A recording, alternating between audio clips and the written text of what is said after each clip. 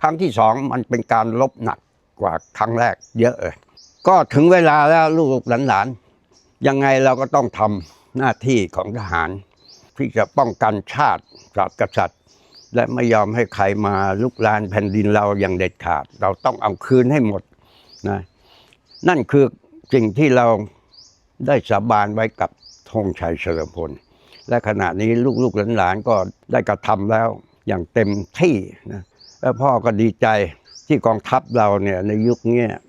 มันพัฒนาไปเยอะจากการศึกครั้งนี้ทำให้พ่อเห็นว่าโอ้กองทัพเราไม่ธรรมดาเรามีศักยภาพที่มาตรฐานเอางี้ดีกว่ามาตรฐาน